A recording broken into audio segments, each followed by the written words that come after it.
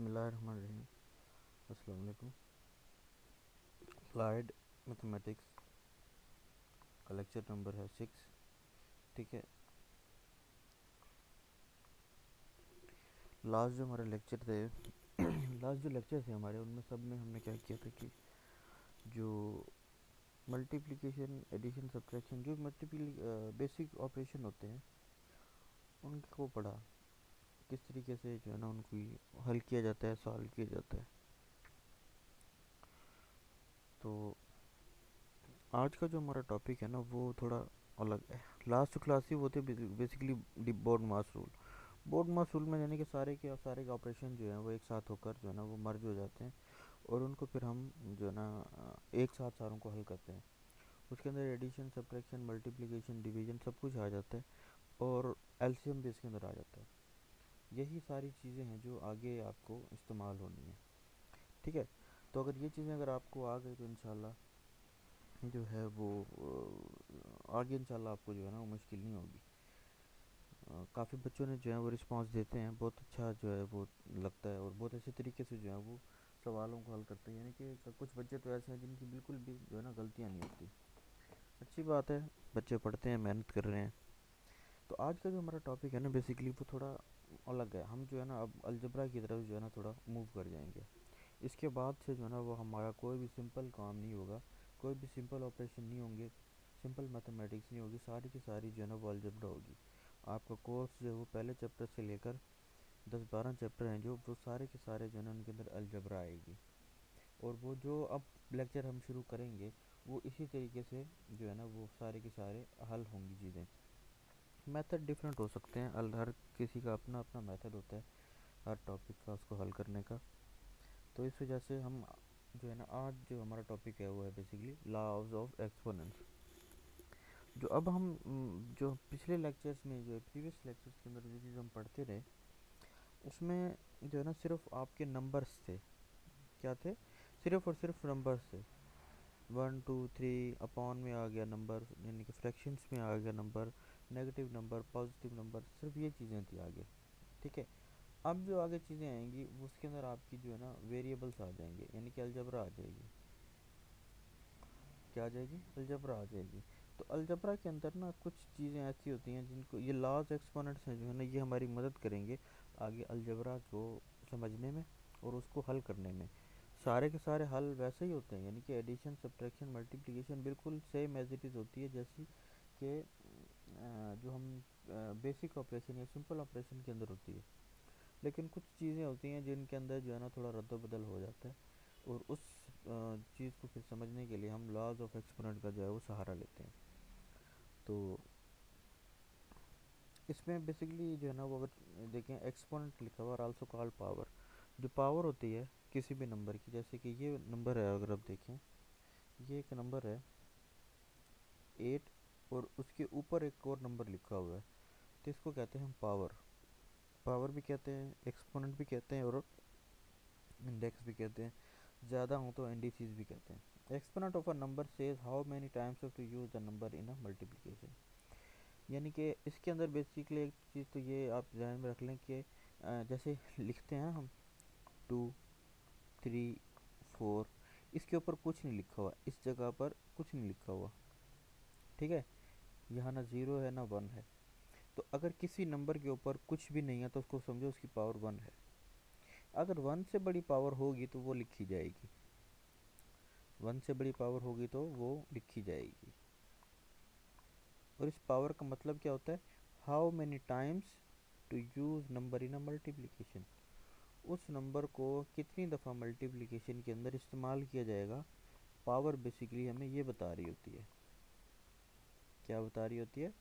कि उस नंबर को मल्टीप्लिकेशन में कितनी बार यूज़ किया जाएगा। लेट्स सपोज 2 पावर 2 है, इसका मतलब है 2 मल्टीप्लाई हो रहा है 2 टाइम 4। 3 पावर 3 है, इसका मतलब है 3 मल्टीप्लाई हो रहा है 3 2 टाइम, सॉरी हाँ 3 टाइम, क्योंकि 3 है पावर। ये हो जाएगा 3 3 9, 9 3 27। इसी तरीके से ये 8 लिखा हुआ है, 8 का मतलब है ये 8 8 यानी कि 64। 9 9, ठीक है, कुछ भी हो सकती है पावर, 4 की पावर वन से लेकर अप टू इन्फिनिटी तक हो सकती है। तो उसका मतलब यही होगा कि चार जो है, पाँच जो है, छः जो है, जो भी नंबर है वो अपने आप से इतनी दफ़ा मल्टीप्लाई हो रहा है। ये तो नंबर था, मैंने मल्टीप्लाई कर दिया। जो अलजबरा है उसके अंदर इस तरह के अल्फ़ाबेट्स होते हैं। ए का मतलब है, ए क्यूब का मतलब है ए मल्टीप्लाई हो रहा है अपने आप से तीन दफ़ा, तो ए। अब ये कोई नंबर तो नहीं है ना जिसको मैं मल्टीप्लाई कर सकूं। इसको फिर मैं एज इट इज़ लिखता हूँ मल्टीप्लिकेशन के ऊपर। इस तरीके से नंबर लिखा हो या इस तरीके से नंबर लिखा हो या ए लिखा हो, तो उसका मतलब ये होता है ये मल्टीप्लिकेशन है। ठीक है, तो ये चीज़ें हम इंशाल्लाह लॉ ऑफ एक्सपोनेंट, यानी कि ये पावर है, इसको कैसे डील करना है। अगर किसी नंबर के ऊपर या किसी वेरिएबल के ऊपर पावर आ जाती है तो उसको उसके से हमने कैसे डील करना है, ये पढ़ेंगे हम लॉ ऑफ एक्सपोनेंट से। अच्छा, एक और चीज़ आ जाती है फिर ये अलजबरा। ठीक है, अलजबरा की थोड़ी बहुत चीज़ें जो आप लोगों को पता होनी चाहिए। The term the term algebra is an extension of arithmetic in which letter और symbol are replace by number. यानी कि जो नंबर लिखते हैं ना, 1 2 3 4 5 6 कुछ भी लिखते हैं, 1/2, 3/4, 9/7, इस तरीके से वो रिप्लेस हो जाते हैं लेटर्स और सिंबल्स। ठीक है, अल्फ़ाबेटिक लेटर आ जाते हैं, ये सिंबल्स वगैरह आ जाते हैं, उससे रिप्लेस हो जाते हैं नंबर और क्वांटिटीज़। ये नंबर ऑफ, अभी तक हम नंबर्स के साथ डील कर रहे थे ना, ये सारी की सारी रिप्लेस हो जाएंगी ए से लेके जेड तक किसी भी लेटर के अंदर। For example, Bisma has 5 toffees in a plate. Bisma के पास 5 टॉफ़ी हैं प्लेट में। On Hifza has some toffees in her purse. उसके पास कुछ टॉफ़ीज़ हैं, कितनी हैं पता नहीं है लेकिन कुछ हैं। इन दिस एग्जांपल वो have shown the unknown quantity of toffees by Hifza. अब जो अननोन क्वांटिटी है वो हमारे पास वो चीज़ है जो हिफ्सा के पास है, यानी कि एक्स, उसको हम फिर अननोन क्वांटिटी को हम एक्स से ज़ाहिर करते हैं। इसको हम बेसिकली कहते हैं वेरिएबल अलजबरा की ज़ुबान में। टोटल नंबर ऑफ टॉफ़ीज़ कितनी हो गई अब? ठीक है, 5 बिस्मा के पास हैं और हिफ्सा के पास हैं एक्स। अब एक्स कितनी है? 5 प्लस अगर 2 होंगी तो बन जाएंगी 7, 5 प्लस अगर 3 हो जाएंगी होंगे तो बनने की 8। ये एक अननोन क्वांटिटी थी जो हमें पता लगी, पता नहीं है। तो अलजबरा के अंदर हम, जो हमारे पास जो बेसिकली अननोन क्वांटिटीज़ होती हैं, वेरिएबल्स होते हैं। फिर अलजबरा के अंदर ना कुछ चीज़ें होती हैं, टर्म्स वो इस तरीके से पढ़े जाते हैं। इसको कहा जाता है वेरिएबल। ये बेस भी होता है, जो कि लास्ट स्लाइड में देखा हमने, इसको कहते हैं हम बेस, इसको कहते हैं एक्सपोनेंट। ये नंबर के केस में, अलजबरा के केस में इसको हम कहते हैं वेरिएबल।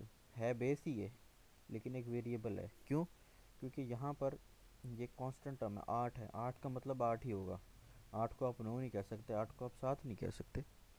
ठीक है, ये x है, इसकी वैल्यू कुछ भी हो सकती है, लेकिन इस कुछ भी को स्क्वायर करना पड़ेगा हमें। 1 है तो 1 को स्क्वायर करेंगे, 2 आएगी तो 2 को, इसको कहेंगे वेरिएबल। वेरिएबल का मतलब जैसे है चेंजिंग चीज़। ठीक है, जो चेंज हो जाए, ठीक है, वो चेंज होती है। जैसे कि अगर हम कोई भी बाज़ार से चीनी लेने जाते हैं, लेट्स सपोज, तो बाज़ार से चीनी लेने का जो रेट है आजकल, वो कुछ भी है।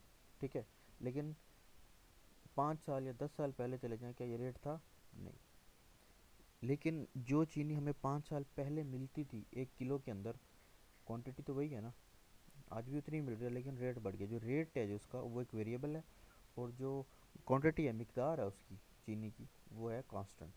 ठीक है, जो चीज़ चेंज ना हो सके उसको हम कहते हैं कांस्टेंट, जो चीज़ चेंज हो जाए उसको कहते हैं वेरिएबल। ठीक है, और वो ये वेरिएबल की या कांस्टेंट की जो भी, उसको हम कहते हैं पावर। ठीक है, ये लिखा हुआ। और ये जो वेरिएबल के साथ मल्टीप्लाई होता है उसको कहते हैं कोफिशेंट। जो ये 3 है, बेसिकली ये क्या है आपका? कोफिशेंट।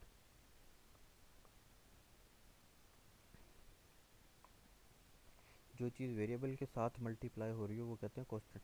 कोफिशेंट, इस टोटल को कहते हैं टर्म। इसको कहते हैं हम टर्म।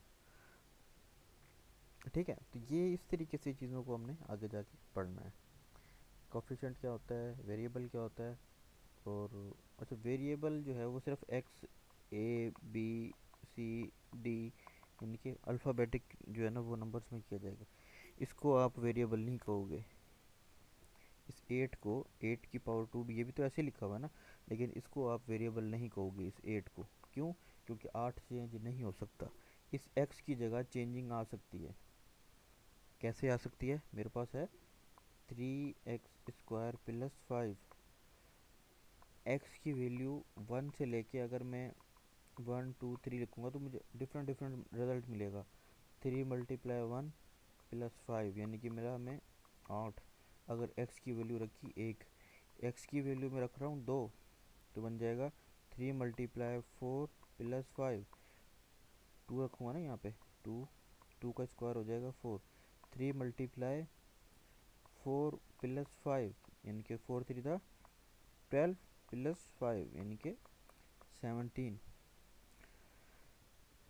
3 × 3 एक्स की वैल्यू है 3 प्लस 5। 3 × 9 + 5 27 + 5 = 32। एक्स की वैल्यू 1 थी तो आंसर आया 8। एक्स की वैल्यू 2 थी तो आंसर आया 17। एक्स की वैल्यू 3 थी तो आंसर आया 32।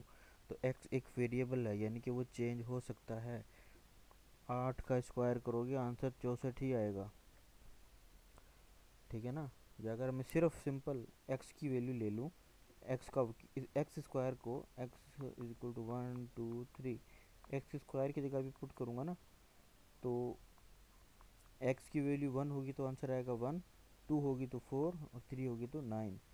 लेकिन 8 का स्क्वायर में जब करूँगा तो 64 ही आएगा, क्योंकि 8 एक कांस्टेंट टर्म है और एक्स एक वेरिएबल है, उसकी जगह आप कुछ भी चेंजिंग कर सकते हो।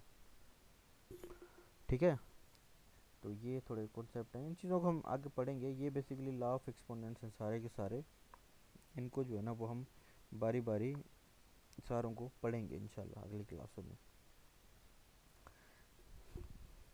इसको प्रोडक्ट लॉ कहते हैं, इसको क्वोशंट लॉ कहते हैं, इसको पावर ऑफ पावर कहते हैं, इसको होल पावर कहते हैं। ये भी होल पावर ही है, लेकिन डिवीजन में आ जाता है, ये मल्टीप्लिकेशन में है। ये इसको कहते हैं इन्वर्स वाला। खैर ये सारी चीज़ें फिर इंशाल्लाह हम अगली क्लास में पढ़ेंगे। तो ये था आज का आपका लेक्चर, जिसमें हमने जो है वो लॉज एक्सपोनेंट जो है ना उसको देखा थोड़ा।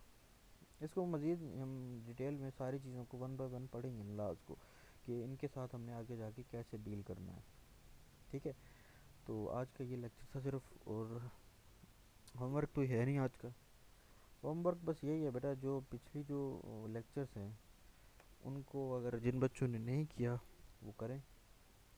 ठीक है ना? काफ़ी बच्चे ने जो है वो कर रहे हैं, काफ़ी बच्चे कर रहे हैं, क्योंकि आप लोगों को जो है ना वो जो है वो इंटरेक्शन तो हुआ नहीं आप लोगों के साथ उस तरीके से। तो जिन बच्चों ने, खैर मैं ये कहूँगा भाई, बार बार अब मैं आपको क्या कहूँ, आप बड़े हैं माशाल्लाह। तो ये सारी जो आप ज़ीरो सेमेस्टर पढ़ रहे हैं ना आप लोग, तो इसका एग्ज़ाम होगा एंड में, 1 महीने बाद, जब जो है ना, या 1.5 महीने बाद एग्ज़ाम होगा। उस एग्ज़ाम के बाद जो भी आपका रिज़ल्ट आएगा, वो आपको पेरेंट्स जो है ना, वो parent teacher meeting PTM conduct करवाई जाती है हर साल, उनको शो किया जाता है। तो हम जो है ना वो कोशिश करते हैं कि बच्चा जो है ना वो उसके अंदर ज़्यादा से ज़्यादा इम्प्रूवमेंट आए, पढ़े वो। लेकिन काफ़ी बच्चों का जो रिज़ल्ट है ना वो पीटीएम वाले दिन ही डिक्लेयर हो जाता है, कि वो एट द एंड जो है वो आखिर 3 साल तक वो किस तरीके से जो है वो अपनी स्टडी को लेके चलेगा। जो बच्चा शुरू में मेहनत नहीं करता ना, वो फिर सारी जो है ना वो 3 साल जो है ना वो मेहनत नहीं करता। तो अभी तो आपका ज़ीरो सेमेस्टर चल रहा है, इसमें अगर है आपको कोई डिफ़िकल्टी तो वो जो है ना आप करें, उसको क्लियर करें। आप अगर सोचते हैं हाथ पे हाथ धर के बैठे रहेंगे और खुद ब खुद सारी चीज़ें हो जाएंगी, तो कभी नहीं होंगी, कभी भी नहीं होंगी। ठीक है ना? बार बार आपको कहने का मकसद यही है कि आपको चीज़ें आएँ। आप पैसे दे के आए हैं, पैसे दे के पढ़ रहे हैं, तो आपको उसका जो है ना वो कम से कम उस चीज़ को फ़ायदा तो हो ना। अगर आप नहीं पढ़ेंगे तो नुकसान तो आप लोगों का है ना, ठीक है ना। और हमें भी शायद ये फिर ये लगेगा कि शायद हमने जो है ना वो सही तरीके से पढ़ाया नहीं है। आप लोगों का जो है इस वक्त जो मतलब रिस्पॉन्स है, वो फीडबैक है, वो बिल्कुल ऐसे है कि जैसे क्या ना, बिल्कुल आपके सर से बात गुजर रही है। तो इस तरीके से आप जो है ना नहीं करें, थोड़े सीरियस हों अपनी स्टडी को लेकर। आप लोगों ने इस फील्ड को चूज़ किया है तो इस चीज़ को फिर आप समझें। बाकी माशाल्लाह सारे जो है वो मैट्रिक करके आए हो, आप लोग बच्चे नहीं हो, ठीक है ना। मार कुटाई वाला काम है नहीं। अगर आप प्यार से पढ़ेंगे तो अच्छी बात होगी, नहीं पढ़ेंगे तो बेटा फिर ये सारी ये चीज़ें जो आप लोग नहीं पढ़ते ना, ये फिर बच्चे आगे जाके यही कहते हैं कि कॉलेज अच्छा नहीं था, टीचरों ने सही नहीं पढ़ाया, ये वही बच्चे होते हैं, ठीक है ना। तो बी सीरियस। और इसमें अगर कुछ चीज़ समझ ना आई हो तो वो पूछ लीजिएगा। वैसे इसमें इतना कुछ है नहीं, इन चीज़ों को हम आगे पढ़ेंगे, मतलब अगले जो 7-8 लेक्चर होंगे उसके अंदर यही चीज़ें पढ़ी जाएंगी बार बार। पीछे का जो प्रीवियस जो लेक्चर्स हैं उनका अगर प्रैक्टिस प्रॉब्लम अगर आप कर लेंगे तो बहुत अच्छी बात होगी। नहीं समझ आ रही तो भी बता दें, ठीक है ना, ताकि मैं समझा दूँ आप लोगों को दोबारा से, बजाय इसके कि मैं लास्ट को सारों को कंप्लीट कर दूँ और फिर आप बोलें सर हमें तो समझ ही नहीं आई थी पीछे वाली। तो फिर ये जो है ना थोड़ी नाजायज़ी हो जाएगी मेरे साथ भी। तो इस वजह से जो है ना आप लोग जो ना थोड़ा सीरियस हों और इस चीज़ों को पढ़ें। इंशाल्लाह फिर अगले लेक्चर में मिलते हैं अगले टॉपिक के साथ। तब तक के लिए अल्लाह हाफिज़।